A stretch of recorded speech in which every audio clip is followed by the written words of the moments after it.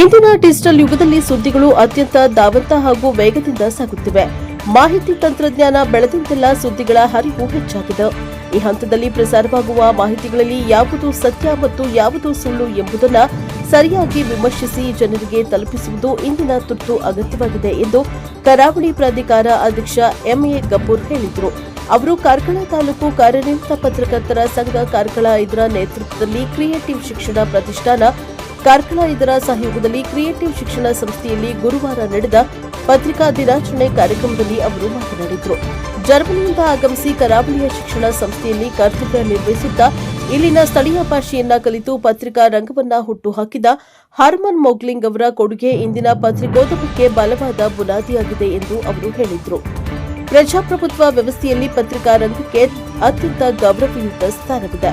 ಸಮಾಜದ 4ನೇ ಅಂಗವಾಗಿ ಕಾವಲುಗಾರನಂತೆ ಕೆಲಸ ಮಾಡುವುದು ಮಾಧ್ಯಮಗಳ ಮೇಲಿರುವ ದೊಡ್ಡ ಜವಾಬ್ದಾರಿಯಾಗಿದೆ ಎಂದರು.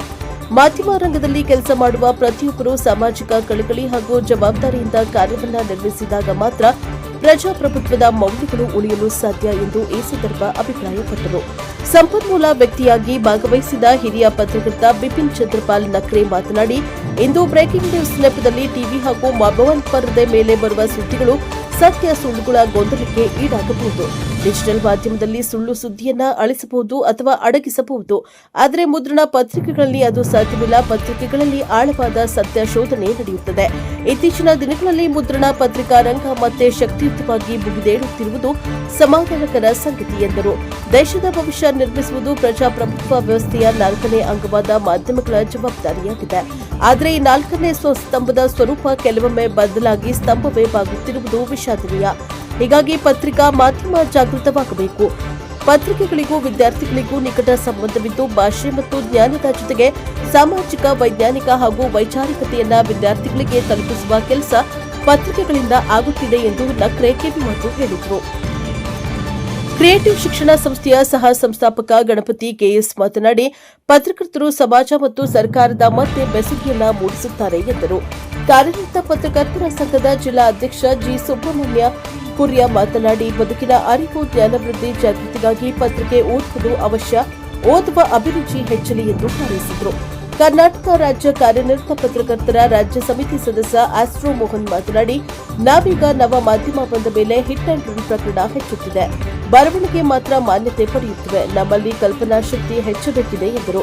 ಅಧ್ಯಕ್ಷತೆ ವಹಿಸಿದ್ದ ಕಾರ್ಯನಿರತ ಪತ್ರಕರ್ತರ ಸಂಘದ ತಾಲೂಕು ಅಧ್ಯಕ್ಷ ಮೊಹಮ್ಮದ್ ಶರೀಫ್ ಮಾತನಾಡಿ, ಯಾವುದೇ ರಂಗದಲ್ಲಿ ಇದ್ದರೂ ನಿಷ್ಠೆ ಮುಖ್ಯ. ಪತ್ರಕರ್ತರು ಸವಾಲುಗಳನ್ನು ಎದುರಿಸಿ ಸಮಾಜದ ನಡುವೆ ಕಾರ್ಯನಿರ್ವಹಿಸುತ್ತಿದ್ದಾರೆ ಎಂದರು.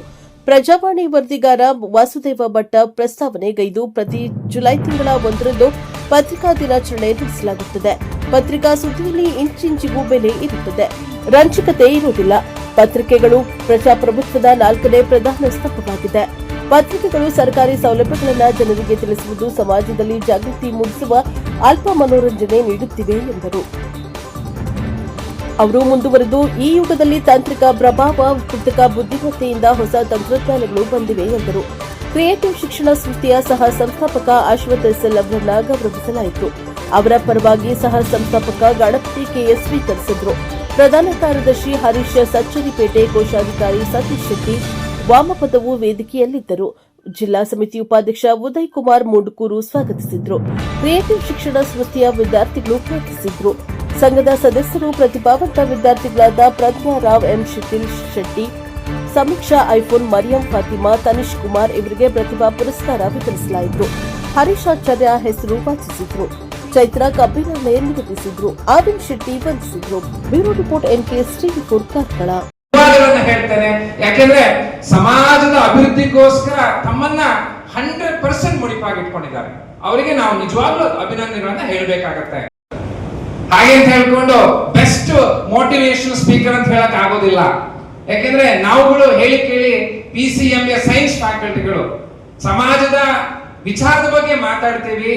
ಮಕ್ಕಳಿಗೆ ತಿಳಿ ಹೇಳಂತ ಒಂದು ಶಕ್ತಿ ನಮ್ಗುಂಟು. ಆದ್ರೆ ಮನೆಯಲ್ಲಿ ತುಂಬಾ ಕಷ್ಟ ಉಂಟು, ಯಾರ ಹತ್ರ ಹೇಳ್ಕೊಡೋದಿಲ್ಲ. ಅಂತ ಒಬ್ಬ ಸಜ್ಜನ ಎಲ್ಲರೂ ನಡ್ಕೊಂಡು ಹೋಗ್ತಾರೆ.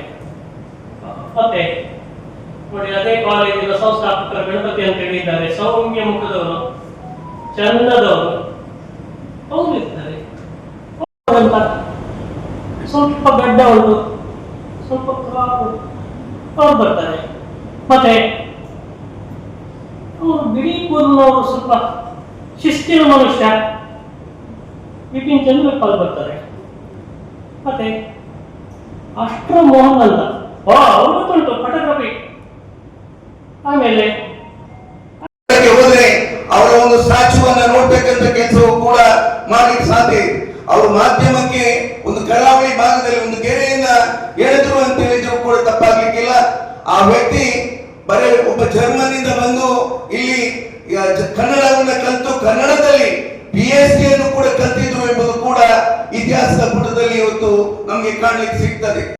ಟಾಪ್ ಅಲ್ಲಿ ಇದ್ದಾನಂತ ಹೇಳಿಕ್ಕೆ ಸಾಧ್ಯ ಇಲ್ಲ. 50% ಇರುವವನು ಮೊನ್ನೆ ಒಂದು ನೋಡಿದ್ದೆ ನಾನು, ಕೋಟ್ಯಾಂತರ ರೂಪಾಯಿ ಸಂಬಳ ತಿರುಗುವವನು 100 ಆಗಿರ್ಲಿಲ್ಲ.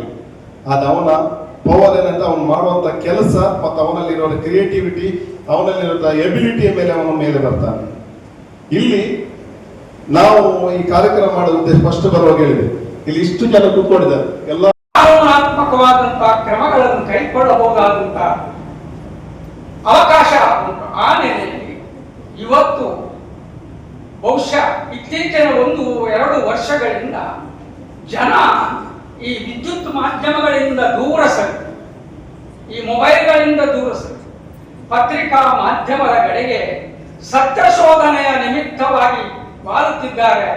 ಪತ್ರಿಕಾ ಕ್ಷೇತ್ರ ಮತ್ತೆ ಜಿಗಿದೇಳುತ್ತೆ ಎಂತಕ್ಕಂತ ಮಾತನ್ನು ನಾನು ಹೇಳಲಿಕ್ಕೆ ಬಯಸ್ತೇನೆ. ಮಾಧ್ಯಮದ ಮೂಲಕ ಅದು ಮಾಡ್ಲಿಕ್ಕೆ ಸಾಧ್ಯ ಇದೆ. ಆದ್ರೆ ಇವತ್ತು ನಾವು ಪ್ರಪಂಚವನ್ನ ಒಂದು ಬಾರಿ ನೋಡಿದಾಗ, ನಾನು ಇವತ್ತು ಬೆಳಿಗ್ಗೆ ನೋಡಿದೆ, ಮೊಬೈಲ್ ಅಲ್ಲಿ ನೋಡಿದಾಗ ಒಂದು ದೊಡ್ಡ ಸುದ್ದಿ ಬಂತು. ಆದ್ರೆ ಸ್ವಲ್ಪ ಹೊತ್ತಿನಲ್ಲಿ ಆ ಸುದ್ದಿ ಅದು ಅಲ್ಲ ಅಂತ ಹೇಳುವಂತ ಮಾತುಗಳು ಕೂಡ ಬಂತು. ಆದ್ದರಿಂದ ಇವತ್ತು ಎಷ್ಟು ಸತ್ಯದ ಸುದ್ದಿಗಳು ಬರ್ತದೆಯೋ ಅಷ್ಟೇ ರೀತಿಯಲ್ಲಿ ಇವತ್ತು ತಪ್ಪುಗಳು, ಜನರಿಗೆ ಸುಳ್ಳು ವಿಚಾರಗಳನ್ನು ತಿಳಿಸತಕ್ಕಂತ ಪ್ರಯತ್ನಗಳು ಕೂಡ ಇವತ್ತು ನಮ್ಮ ಡಿಜಿಟಲ್ ಯುಗದಲ್ಲಿ ಅದು ಪ್ರಾರಂಭ ಆಗಿದೆ. ಅದರ ಬಗ್ಗೆ ನಾವು ಇವತ್ತು ಜಾಗೃತರಾಗಿರ್ಬೇಕಾಗಿರ್ತಕ್ಕಂತ ಅವಶ್ಯಕತೆ ಇದೆ. ಪತ್ರಿಕಾ ಮಾಧ್ಯಮ ಜಾಗೃತವಾಗಬೇಕು. ಪತ್ರಿಕೆಗಳು ಈ ಯುವ ಸಂಘ ಏನುಂಟು, ಯುವ ಜನಸ್ತೋಮ ಏನುಂಟು, ಅದನ್ನು ಜಾಗೃತಗೊಳಿಸತಕ್ಕಂತಹ, ಅವರಲ್ಲಿ ಪರಿಪೂರ್ಣವಾದಂತಹ ಸಾಮಾಜಿಕ ಚಿಂತನೆಯನ್ನು ಸೃಷ್ಟಿ ಮಾಡತಕ್ಕಂತಹ, ಸಾಂವಿಧಾನಿಕ ಜ್ಞಾನವನ್ನು ಅವರಿಗೆ ಕೊಡಬೇಕಾದಂತಹ ಹೊಣೆಗಾರಿಕೆಯನ್ನು ಹೊರಬೇಕಾಗ್ತದೆ. ಆ ಕೆಲಸವನ್ನು ಪತ್ರಿಕಾ ಮಾಧ್ಯಮಗಳು ಮಾಡಬೇಕಾಗ್ತದೆ ಅಂತ ಈ ಸಂದರ್ಭದಲ್ಲಿ ನಾನು ಹೇಳಲಿಕ್ಕೆ ಬಯಸ್ತೇನೆ. ಭವಿಷ್ಯಕ್ಕೆ ತಳಹದಿಯನ್ನು ಹಾಕಬೇಕಾದಂತಹ ಹೊಣೆಗಾರಿಕೆ ಇವತ್ತು ಇರುವುದೇ ಆಗಿದ್ದಲ್ಲಿ ಅದು ಈ ದೇಶದ ಸಂವಿಧಾನದ 4ನೇ ಕಂಬವಾಗಿರ್ತಕ್ಕಂಥ ಪತ್ರಿಕಾ ಮಾಧ್ಯಮಗಳಿಗೆ, ಅದರ ವರದಿಗಾರರಿಗೆ, ಅದರ ಸಂಪಾದಕರಿಗೆ. ಅದನ್ನು ಬಿಟ್ಟಾಗ ಈ ದೇಶದ ಭವಿಷ್ಯತ್ತನ್ನು ನಿರೂಪಿಸಬಲ್ಲವರಲ್ಲ, ಈ ದೇಶದ ಭವಿಷ್ಯತ್ತೇ ಆಗಿರುವಂತಹ ನಮ್ಮ ವಿದ್ಯಾರ್ಥಿ ಮುಗಿದ ಈ ಅವಧಿಯಲ್ಲಿ ಇಂತಹ ಒಂದು ಯುವ ಸಮೂಹದ ನಡುವೆ ನಮ್ಮ ಅಭಿಪ್ರಾಯಗಳನ್ನು ಹೇಳಲಿಕ್ಕೆ ಬಹುಶಃ ನನ್ನ ಅಥವಾ ನಮ್ಮ ಪ್ರಾಯ ಯಾವತ್ತೂ ಅಡ್ಡಿ ಬರುವುದಿಲ್ಲ ಅಂತ ಭಾವಿಸಿಕೊಂಡು ಅವರು ಹೇಳಿದ್ದಕ್ಕೆ ನಾನು ಒಪ್ಪಿದೆ. ಬಂದು ಈಗಾಗಲೇ ನಮ್ಮ ಭಟ್ರು ಪ್ರಿಯವಾಣಿ ಅವರು ಬಹಳ ಅರ್ಥಪೂರ್ಣವಾಗಿ ಹೇಳಿದ್ರು. ಏನು ನಾನು ಹೇಳಬೇಕಿತ್ತು ಅದನ್ನು ಅವ್ರು ಹೇಳಿಬಿಟ್ಟಾಗಿತ್ತು. ಅದನ್ನು ಬಿಟ್ಬಿಡ್ತೇನೆ. ಈ ದೇಶದ ಭವಿಷ್ಯವನ್ನು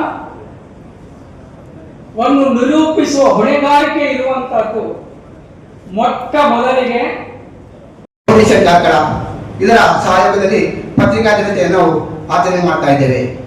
ಕಳೆದ ವರ್ಷ ಸಹ ಇದೇ ವೇದಿಕೆಯಲ್ಲಿ ನಾವು ಈ ಒಂದು ಕಾರ್ಯಕ್ರಮವನ್ನು ಆಚರಣೆ ಮಾಡಿದ್ದೇವೆ. ಅತ್ಯಂತ ಅರ್ಥಪೂರ್ಣವಾಗಿ ಉತ್ತಮ ರೀತಿಯಿಂದ ಕಾರ್ಯಕ್ರಮ ನಡೆದಿದೆ. ಇಂದಿನ ಈ ಒಂದು ಕಾರ್ಯಕ್ರಮದ ಉದ್ಘಾಟನೆಗಾಗಿ ಆಗಮಿಸಿದಂಥ ಶ್ರೀ M.A. ಕಪೂರ್ ಇವರು ಸರಳ ಸಜ್ಜನಿಕೆ ವ್ಯಕ್ತಿಯಾಗಿದ್ದುಕೊಂಡು ಅನೇಕ ಸಮಾಜಮುಖಿ ಕಾರ್ಯಕ್ರಮಗಳ ಜೊತೆಗೆ ಪಕ್ಷದಲ್ಲಿ ನಿಷ್ಠಾವಂತರಾಗಿ ಸೇವೆ ಸಲ್ಲಿಸಿ ಇವತ್ತು ಕರಾವಳಿ ಪ್ರಾಧಿಕಾರದ ಅಧ್ಯಕ್ಷರಾಗಿ ಅಧಿಕಾರ ವಹಿಸಿಕೊಂಡಿದ್ದಾರೆ. ಇವರು ಈ ಕಾರ್ಯಕ್ರಮಕ್ಕೆ ನಾವು ಬರಬೇಕು ಅನ್ನೋ ವಿನಂತಿ ಮಾಡಿಕೊಂಡಾಗ ಸಂತೋಷದಿಂದ ಒಪ್ಪಿಕೊಂಡು ಈ ಕಾರ್ಯಕ್ರಮಕ್ಕೆ ಆಗಮಿಸಿದ್ದಾರೆ. ಇವರಿಗೆ ಕಾರ್ಮಿಕ ಕಾರ್ಮಿಕ ಪತ್ರಕರ್ತರ ಸಂಘದ ಸರ್ವ ಸದಸ್ಯರ ಪರವಾಗಿ ನಾನು ಆತ್ಮೀಯವಾದ ಸ್ವಾಗತವನ್ನು ಬಯಸ್ತಾ ಇದ್ದೇನೆ. ಹೇಗೆ ಶಾಸಕಾಂಗ, ಕಾರ್ಯಾಂಗ, ನ್ಯಾಯಾಂಗ ಅನ್ನುವಂತಹದ್ದು ಪ್ರಧಾನವಾದ ಸ್ತಂಭಗಳಿದೆಯೋ ಅದಕ್ಕೆ ಪತ್ರಿಕಾ ರಂಗವು ಸೇರಿಕೊಂಡು ಪತ್ರಿಕೆಗಳಿಗೆ ಒಂದು ಜವಾಬ್ದಾರಿ ಬರಲಿಕ್ಕೆ ಶುರುವಾಯಿತು. ಏನ್ ಜವಾಬ್ದಾರಿ ಅಂತ ಹೇಳಿದ್ರೆ, ಪತ್ರಿಕೆ ಸರ್ಕಾರದ ಸೌಲಭ್ಯಗಳನ್ನು ಜನರಿಗೆ ಮುಟ್ಟಿಸುವ, ಜನರಿಗೆ ಮಾಹಿತಿಯನ್ನು ನೀಡುವ ಮತ್ತು ಜನರ ಸಮಸ್ಯೆಯನ್ನ ಸರ್ಕಾರಕ್ಕೆ ಮುಟ್ಟಿಸುವ, ಸಮಾಜಕ್ಕೆ ಯೋಗ್ಯವಾದ ಮಾಹಿತಿಗಳನ್ನು ತಿಳಿಸುವ ಮೂಲಕವಾಗಿ ಜಾಗೃತಿಯನ್ನು ಮೂಡಿಸುವ, ಅಲ್ಪ ಸ್ವಲ್ಪ ಮನರಂಜನೆ ನೀಡುವ ಉದ್ದೇಶದಿಂದ ಪತ್ರಿಕೆಗಳು ಪ್ರಾರಂಭವಾದವು. ಪತ್ರಿಕಾ ಜಗತ್ತು ಅನ್ನುವಂಥದ್ದು ಬೆಳಿಗ್ಗೆ ಎದ್ದ ತಕ್ಷಣ ಕೈಗೆ ಪತ್ರಿಕೆ ಸಿಗದೆ ಇದ್ರೆ ಆ ದಿವಸದ ಕೆಲಸ ಮುಂದುವರಿಯುವುದು ಕಷ್ಟ ಎನ್ನುವಂತಹ ಪರಿಸ್ಥಿತಿ ನಮ್ಮ ಕರ್ನಾಟಕದಲ್ಲಿ ಪತ್ರಿಕಾ ಪ್ರೇಮಿಗಳನ್ನಾಗಿ ಜನರನ್ನ ನೋಡಿತು. ವಿದ್ಯಾವಂತರಂತೂ ಪ್ರತಿ ಮನೆಗೆ ಈ ಪತ್ರಿಕೆಯನ್ನ ಮುಟ್ಟಿಸುವ ಕೆಲಸವನ್ನ ಮಾಡಲಿಕ್ಕೆ ಆರಂಭಿಸಿದ್ರು. ಅದ್ರ ಹಿಂದೆ ಅನೇಕ ಜನರ ಪರಿಶ್ರಮ ಇದೆ. ನಾವು ನಿಜವಾಗಿ ಇವತ್ತು ಬಂದು ಭಾಷಣ ಮಾಡ್ತಾ ಇದ್ದೇವೆ. ಪತ್ರಿಕೆಗೆ ಬರುವಾಗ ಇದಿಲ್ಲ, ಗಡ್ಡ ಇಲ್ಲ, ಕ್ರಾಪ್ ಇಲ್ಲ, ಶಿಸ್ತಿನ ಮನುಷ್ಯ ಇಲ್ಲ, ಚಂದದವ ಇಲ್ಲ, ಇದೆಲ್ಲ ಡಿಲೀಟ್. ಅದ್ರ ಬದಲಿಗೆ ಒಂದು ಫೋಟೋ ಬರುತ್ತೆ, ಅದರಲ್ಲಿ ಉದ್ಘಾಟನೆ, ಗಬ್ಬರು ಉದ್ಘಾಟನೆ ಮಾಡಿದ್ರು, ಅವ್ರ ಜೊತೆಲೆಲ್ಲ ನಿಂತವ್ರು ಯಾರೆಲ್ಲ ಇದ್ದಾರೆ ಸ್ಪಷ್ಟ ಕಾಣ್ತದೆ. ಮುಖ ಚಂದ ಆಗ್ಲಿಕ್ಕೆ ಎಡಿಟ್ ಮಾಡ್ತಾರೆ. ಏನೋ ಹತ್ತಿರದ ಫೋಟೋ ಬರೋದು, ಫೋಟೋ ಯಾವುದೇ ತೆಗಿಲಿ ಅದನ್ನು ಎಡಿಟ್ ಮಾಡೋದು. ಕಾಲ್ ಕಾಣೋದಿಲ್ಲ, ಎಷ್ಟೋ ಸಲ ಕಾಲ್ ಕಟ್ಟಾಗತ್ತೆ ಅಂತ ಹೇಳಿದ್ರೆ ಕಾಲ್ ಇಲ್ಲ ಅಂತೇಳಿ ಅಲ್ಲ, ಪತ್ರಿಕೆ ಓದುವವರಿಗೆ ಅದು ಅಗತ್ಯ ಇರುವುದಿಲ್ಲ. ದೀಪ ಬೆಳಗಿಸುವುದು ಯಾರಿದ್ದಾರೆ ಅದು ಮುಖ್ಯ, ಅದು ಪತ್ರಿಕೆಯಲ್ಲಿ ಬರುತ್ತೆ.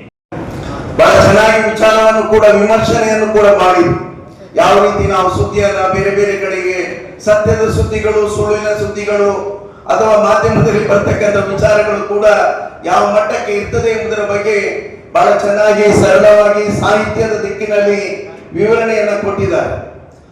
ನಾನಂತೂ ಒಬ್ಬ ಈ ಭಾಗದಲ್ಲಿ ಜನಪ್ರತಿನಿಧಿಯಾಗಿ ಒಂದು ರಾಜಕೀಯ ಪಕ್ಷದ ಕಾರ್ಯಕರ್ತನಾಗಿ ಹಲವಾರು ವರ್ಷಗಳ ಒಂದು ಅನುಭವದ ಮಾತಿನ ಮೂಲಕ ಹೇಳುವಂತದ್ದಿದ್ರೆ, ಇವತ್ತು ಏನು ಕರಾವಳಿ ಭಾಗದಲ್ಲಿ ಮಾಧ್ಯಮಕ್ಕೆ ಹೆಚ್ಚು ಪ್ರೋತ್ಸಾಹವನ್ನು ಕೊಟ್ಟಿರ್ತಕ್ಕಂಥ ಜರ್ಮನ್ ನಲ್ಲಿ ಹುಟ್ಟಿ ಇಲ್ಲಿ ಬೆಳಗಿರ್ತಕ್ಕಂಥ ರೆವರೆಂಡ್ ಹರ್ಮನ್ ಮೋಗ್ಲಿನ್ ಅವರು ಈ ಮಂಗಳೂರು ಸಮಾಚಾರವನ್ನ ಮಂಗಳೂರಿನಲ್ಲಿ ಅದೊಂದು ಭಾಷಣ ಮಿಷನ್ ಪ್ರೆಸ್ ನಲ್ಲಿ ಆ ಮಾಧ್ಯಮವನ್ನ ಇವತ್ತಿನ ದಿನ ಇವತ್ತು ನಾವು ಡಿಜಿಟಲ್ ಯುಗದಲ್ಲಿದ್ದೇವೆ. ನಮ್ಗೆ ಗೊತ್ತಿರಲಿಲ್ಲ ಯಾವ ರೀತಿಯಲ್ಲಿ ಆ ಹೆಸರುಗಳನ್ನ ಸೇರಿಸಬೇಕು, ಜೋಡಿಸಬೇಕು ಅಂತೇಳಿ. ಅಂತ ದಿನಗಳಲ್ಲಿ ರೆವರೆಂಡ್ ಹರ್ಮನ್ ಮೋಗ್ಲಿಸ್ ಅವರೊಂದು ನಮ್ಮ ಬಲ್ಮಠದಲ್ಲಿರ್ತಕ್ಕಂಥ ಥಿಯೋಲಾಜಿಕಲ್ ಕಾಲೇಜಿನ ಒಬ್ಬ ಪ್ರಾಂಶುಪಾಲರಾಗಿ, ಒಬ್ಬ ವಾರ್ಡನ್ ಆಗಿ ಆ ಭಾಗದಲ್ಲಿ ಸೇವೆಯನ್ನು ಸಲ್ಲಿಸಿರ್ತಕ್ಕಂಥದ್ದು ದೊಡ್ಡ ಇತಿಹಾಸ. ಎದುರಿಸಬೇಕಾದ್ರೆ ಪತ್ರಿಕೆ ಓದು ಅತ್ಯಂತ ಮುಖ್ಯ. ಈ ಹಿನ್ನೆಲೆಯಲ್ಲಿ ವಿದ್ಯಾರ್ಥಿಗಳು ಹೆಚ್ಚಿನ ಸಂಖ್ಯೆಯಲ್ಲಿ ಪತ್ರಿಕೆ ಓದನ್ನ ಅಭ್ಯಾಸ ಮಾಡಬೇಕು. ಪತ್ರಿಕೆ ಓದು ಮತ್ತೆ ಪುಸ್ತಕ ಓದು ನಿತ್ಯ ಮಾಡುವವರಿಗೆ ಕಾಲೇಜಿನ ವತಿಯಿಂದ ಗಣಪತಿ ಸರ್ ಅವರಲ್ಲಿ ಒಂದು ನಂದು ಮನವಿ ಇದೆ. ಪತ್ರಿಕೆ ಮತ್ತೆ ಪುಸ್ತಕ ಓದುವವರನ್ನ ವಾರ ಒಂದು ಏನಾದರೂ ಅವರಿಗೆ ವರದಿ ಮಾಡ್ಲಿಕ್ಕೆ ಒಂದು ಸಣ್ಣ ವರದಿ ಮಾಡುವಂತಹ ಅವಕಾಶ ಮಾಡಿಕೊಟ್ರೆ ಅವರಿಗೆ ಇಂಟರ್ನಲ್ ಮಾರ್ಕ್ಸ್ ಕೊಡುವಂತಹ ವ್ಯವಸ್ಥೆ ಇದೆ. ಈ ಪತ್ರಿಕೆ ಮತ್ತು ಪುಸ್ತಕ ಓದುವವರಿಗೆ ಇಂಟರ್ನಲ್ ಮಾರ್ಕ್ಸ್ 1 ಅಥವಾ 2 ಹೆಚ್ಚುವರಿಯಾಗಿ ಕೊಡುವಂತಹ ಒಂದು ಅವಕಾಶ ಮಾಡಿಕೊಡಿದ್ರೆ ಅವಾಗ ಪತ್ರಿಕೆ ಮತ್ತೆ ಪುಸ್ತಕ ಓದುವವರ ಸಂಖ್ಯೆ ಕೂಡ ಹೆಚ್ಚುತ್ತದೆ. ಈ ನಿಟ್ಟಿನಲ್ಲಿ ಈ ಕಾರ್ಯಕ್ರಮ ಯಶಸ್ವಿಯಾಗಲಿ, ಎಲ್ಲರೂ ಪತ್ರಿಕೆ ಮತ್ತೆ ಪುಸ್ತಕ ಓದುವಂತಾಗಲಿ, ಪುಸ್ತಕದ ಓದಿನ ಅಭಿರುಚಿ ಹೆಚ್ಚಲಿ ಅಂತ ಹಾರೈಸ್ತಾ ಎಲ್ರಿಗೂ ನಮಸ್ಕಾರ. ಶುಭಾಶಯವನ್ನ ತಮ್ಮೆಲ್ಲರಿಗೂ ಸಹಿತ ಕೋರ್ತೇನೆ. ಯಾಕೆಂತಂದ್ರೆ ಇಲ್ಲಿ ನಮ್ಮ ಕಾಮರ್ಸ್ ವಿದ್ಯಾರ್ಥಿಗಳೆಲ್ಲ ನೆರೆದಿದ್ದಾರೆ. ಅವ್ರನ್ನ ಯಾಕೆ ಕೂರಿಸಿದೀವಿ ಅನ್ನೋದನ್ನ ಸಹಿತ ನಾವು ಹೇಳ್ತೀವಿ. ಸೈನ್ಸ್ ವಿದ್ಯಾರ್ಥಿಗಳಂತ ಬಂದ್ರೆ ಅವರಿಗೆ ಈ ಸಮಾಜದಲ್ಲಿ ನಡೀತಿರ್ತಕ್ಕಂಥ ಯಾವ ಘಟನೆಗಳ ಬಗ್ಗೆ ಸಹಿತ ಅವರಿಗೆ ಬೇಡ. ಅವ್ರಿಗೆ ಏನಿದ್ರು ಸಹಿತ ಅದೇ ನೀಟು, ಅದೇ ಜೈ, ಅದೇ NDA, ಅದೇ ಏನು ನಾಟ, ಅದ್ರ ಬಗ್ಗೆ ಜಾಸ್ತಿ ಯೋಚನೆ. ಆದ್ರೆ ಕಾಮರ್ಸ್ ವಿದ್ಯಾರ್ಥಿಗಳಿಗೆ ನಮ್ಮ ವಿದ್ಯಾಸಂಸ್ಥೆಗಳೇ ಕೇವಲ ಪಾಠ ಮಾತ್ರ ಅಲ್ಲ, ಪಾಠದ ಜೊತೆ ಪಠ್ಯೇತರವಾದ ಚಟುವಟಿಕೆಗಳನ್ನ ನಾವು ವಿದ್ಯಾರ್ಥಿಗಳಿಗೆ ಮೊದಲೇ ದಿವಸದಿಂದ ಮಾಡ್ತಾ ಬಂದಿದ್ದೇವೆ. ಈ ಕೆಲಸವನ್ನ ನಮ್ಮ ಸೆಕೆಂಡ್ PUC ವಿದ್ಯಾರ್ಥಿಗಳಿಗೆ ಆಲ್ರೆಡಿ ಆಗ್ತಾ ಇದೆ. ಸೆಕೆಂಡ್ PUC ಅಂತ ಬಂದ್ರೆ ಆಬ್ವಿಯಸ್ಲಿ ಎಲ್ಲ ಪೇರೆಂಟ್ಸ್ಗಳು ಸಹಿತ ಪರ್ಸೆಂಟೇಜ್ ಅನ್ನ ಎಕ್ಸ್ಪೆಕ್ಟ್ ಮಾಡ್ತಾರೆ. ಅಂತ ಟೈಮಲ್ಲಿ ಹೊಸದಾಗಿ ಬಂದಂತ ವಿದ್ಯಾರ್ಥಿಗಳಿಗೆ ಇದನ್ನ ಕಂಟಿನ್ಯೂ ಮಾಡಬೇಕು, ತಾವುಗಳು ಸಹಿತ ಇದನ್ನ ಮೈಗೂಡಿಸ್ಕೊಳ್ಬೇಕು ಅನ್ನೋ ಕಾರಣಕ್ಕೋಸ್ಕರ ಈ ಇವತ್ತಿನ ಕಾರ್ಯಕ್ರಮದಲ್ಲಿ ತಮ್ಮನ್ನ ಕೂರಿಸಿದ್ದೇವೆ. ಸಮಾಜದಲ್ಲಿ ಒಂದು ಮಾತುಂಟು, ಪತ್ರಿಕೆ ಮತ್ತು ಪತ್ರಕರ್ತರು ಅಂತಂದ್ರೆ ಕಣ್ಣು ಮತ್ತು ಕಿವಿ ಅಂತ ಹೇಳ್ತಾರೆ. ಯಾಕೆ ಅಂತಂದ್ರೆ ಪತ್ರಿಕೆಗಳನ್ನ ಪ್ರಜಾಪ್ರಭುತ್ವದ 4ನೇ ಅಂಗ ಅಂತ ಹೇಳ್ಕೊಂಡು ನಮ್ಮ ಹಿರಿಯರಾದ ಬಿಪಿನ್ ಚಂದ್ರ ಪಾಲ್ ಅವರು ತಿಳಿಸಿದ್ರು. ನಿಜವಾಗ್ಲೂ ಹೌದು.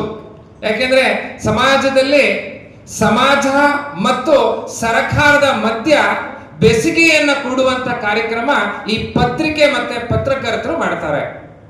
ಸಮಾಜದಲ್ಲಿ ಸಾಕಷ್ಟು ವಿಚಾರಗಳ ನಡೆಯುತ್ತೆ, ಅದರಲ್ಲಿ ಒಂದಿಷ್ಟು ಬೇಡದೆ ಹೋದಂತ ಸಮಾಜದಲ್ಲಿ ಕಾರ್ಯಕ್ರಮ ನಡೆಯುತ್ತೆ, ಬೇಕಾದಂತ ಕಾರ್ಯಕ್ರಮ ನಡೆಯುತ್ತೆ.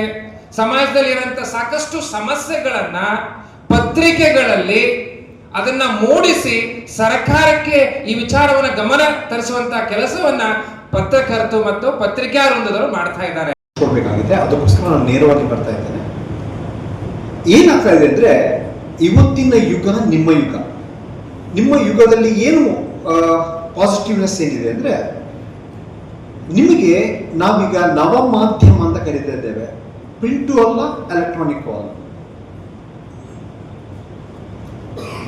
ಈ ನವ ಮಾಧ್ಯಮದಲ್ಲಿ ಏನಾಗ್ತದೆ ಅಂದ್ರೆ, ಸುದ್ದಿಗಳು ಕ್ಷಣಾರ್ಧದಲ್ಲಿ ವಿಶ್ವದ ಅಗಲಕ್ಕೆ ಹರಡ್ತವೆ.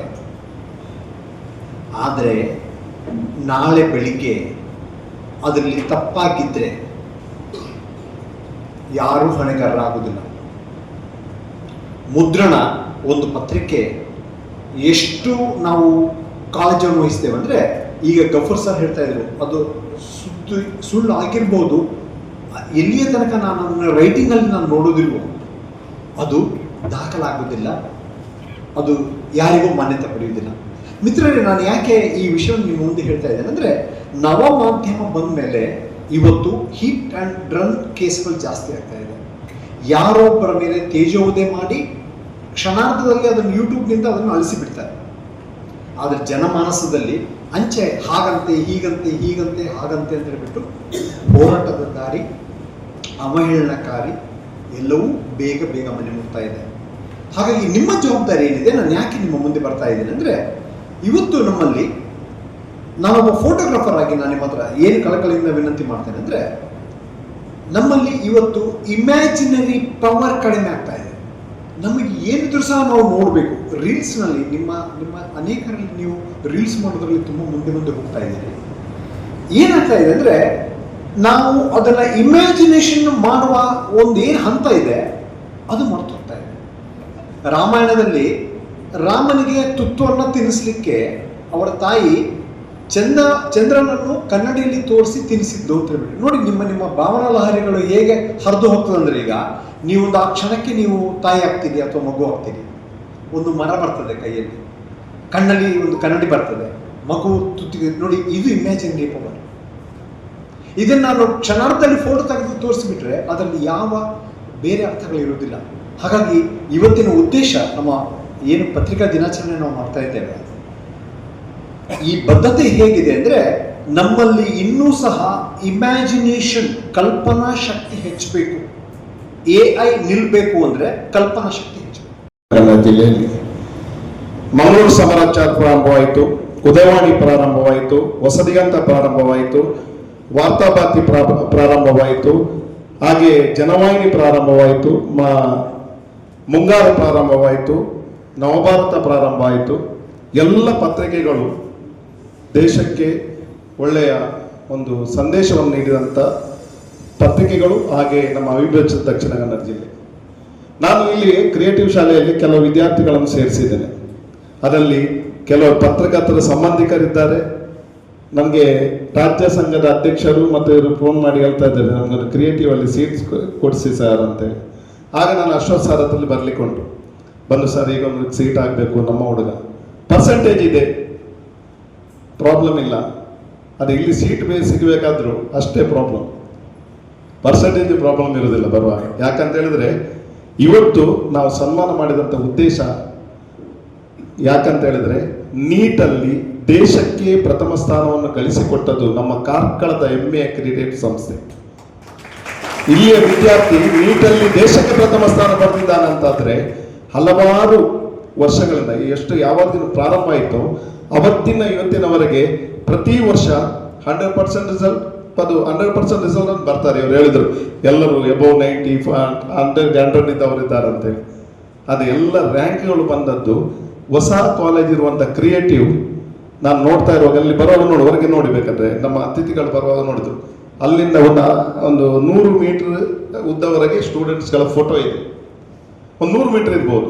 ಈ ಕಡೆ ನೀಟಲ್ಲಿ ಬಂದವರು, JEE ಬಂದವರು ಎಲ್ಲದಲ್ಲಿ ನಮಗೆ ದಿನ ಒಂದೊಂದು ನ್ಯೂಸ್ ಬರ್ತಾ ಇತ್ತು. ಎಲ್ಲ ಕ್ರಿಯೇಟಿವ್ ಸಂಸ್ಥೆಗಳು ಇವೆ, ಅದೊಂದು ಸಂತೋಷ.